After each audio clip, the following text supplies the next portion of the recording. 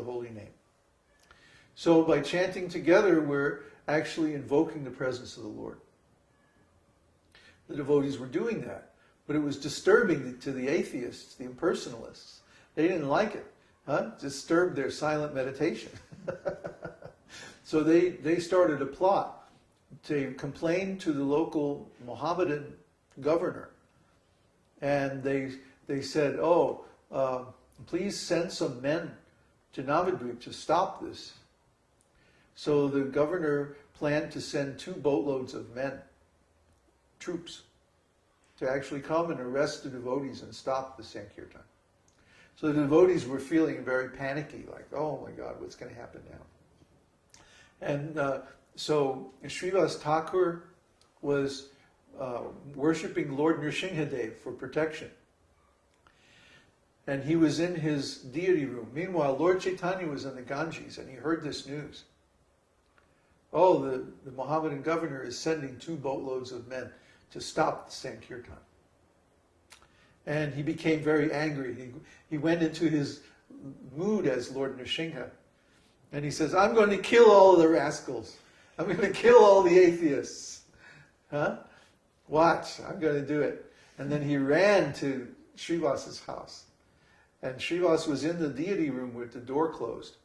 And Lord Caitanya starts kicking on the door, saying, Srivas, the Lord that you're worshipping is standing outside your door. So Srivas opens the door, and suddenly the curtain of Yoga Maya was removed. That was keeping Srivas and all the other devotees from seeing who Lord Caitanya really was. Lord Caitanya removed his curtain of Maya, and suddenly Srivas could recognize, oh, this is my Lord. This is Krishna. This is Vishnu. So he opened the door and he paid his obeisances, and the Lord came into the deity room and sat down on the altar. And then Srivas began to pray to him the same prayers that Lord Brahma prayed to Krishna in the 10th canto of Śrīmad Bhāgavatam, which you're going to have to read because they're really wonderful. And he prayed the Purusha Shukta prayers from the Vedas, and he prayed the Brahma Samhita prayers, and all these wonderful prayers. And his whole family came. Lord Caitanya said, bring your whole family. So he brought everyone in the house. Srivas had a big compound, like we described the other day on our post on the forum. A family compound, which was like a big square wall with the men's quarters on the outside and the women's quarters on the inside, and in the middle is a temple. So he brought all the family members into the temple. And Lord Caitanya said, if these rascal Mohammedans try to stop our kirtan, then I'm going to have to take care of them. You will see. I will go to the palace of the Mohammedan king, and I will challenge them and say, who of you, by reading from the Quran, can make everyone cry in love of Godhead? Show us, who can do this? And they'll bring their wise men and their pundits, and they'll read from Quran, and nothing will happen. But I, simply by touching any one of their men, can make them all cry in devotional ecstasy. And I'll prove it to you. He said, Narayani, come here. Narayani was Srivas Pandit's 5-year-old daughter. Narayani, come here. And he touched her on the head and said, Narayani, now you cry with love of Krishna. And immediately Narayani demonstrated all the symptoms of ecstatic love of Krishna. 5 years old. So Lord Caitanya said, you see, I can make anyone a pure devotee of Krishna simply by touching them or just by my will alone. So you don't worry. Don't be afraid. What happened? We lost the connection. Uh-oh. I think it's because of the cell phone. The rascal's cell phone? What happened? Well, now it's working, cell phone's working, but we lost connection. Let me see if I can... Which one is it? Oh boy.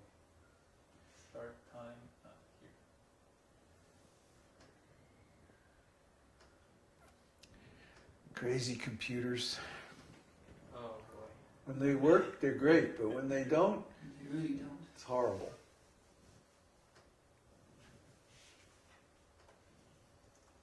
Suddenly it just lost the connection.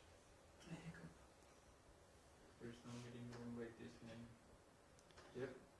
Well, we have to open a new one and see if people come back. How many were there? 7. Oh, Nice number. Well, we're recording. yeah, we're recording, but now it's all interrupted.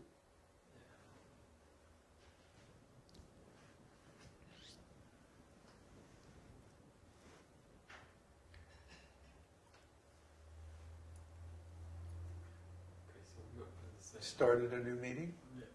Hopefully Okay. they'll come back. Okay. Can they find us? Yeah, the same way Andre is already in, Oh, good. so they will eventually Okay. go back in. Okay, so I'm going to continue then. Yeah. So in other words, Lord Caitanya spread his movement by directly making people enlightened. Just by his touch, or just by seeing him, or just by hearing him describe the Vedic scriptures, or just by hearing about him. Thousands and thousands of people became pure devotees. And by pure devotees, we mean they were able to manifest the same kind of ecstatic symptoms as the Lord. So, this is the actual perfection of devotional service. You can read on about all these ecstatic symptoms in the Nectar of Devotion. But this is the meaning. Rasa. It's stated right in the second verse of Śrīmad Bhāgavatam. That Pibata rasamalam amnayam. That if you cultivate this understanding, Pibatam, if you cultivate these pastimes and descriptions of Krishna, the result is rasam. Rasa amalayam. That you will experience rasa. That's why the Śrīmad Bhāgavatam is not spoken by Vyasa. It's spoken by his son, Shukadeva Goswami. Shuka means parrot. So Shukadeva, he is like the greatest parrot, the divine parrot, Shukadeva, like the king or the god of parrots, right? And he's a pure devotee, and he's situated in rasa. Rasa means ecstatic love, just like what was demonstrated by Lord Caitanya Mahaprabhu. So this is the actual goal. Not just following rules and regulations. Following rules and regulations is what you do if you can't achieve ecstatic love. In other words, if you fail to be a pure devotee, you have to follow the rules and regulations. So someone who is only able to follow the rules and regulations means they are a failure as a devotee. They didn't make it. They're just practicing, or they're still developing. They're in the immature stage. They're in the student stage, the mesoteric circle, as we explained last time. They're a disciple. They're following the spiritual master, following the process, trying to attain pure devotional service. But when one attains pure devotional service, what is the result? Rasa, ecstatic love. If this ecstatic love does not appear, that person is not a mature devotee. They do not have the authorization to be a guru, because they cannot deliver the actual product of devotional service to their disciples. They may have some official position in some religious organization, or they may have some fancy titles or designations, or they may have some very impressive qualifications as a leader or as a scholar or something like that, but they're not a pure devotee. So they can't be a guru in Lord Chaitanya's movement. Lord Chaitanya's movement is all about ecstatic love of God. It's all about rasa. And Lord Chaitanya's pastimes demonstrate this over and over and over again.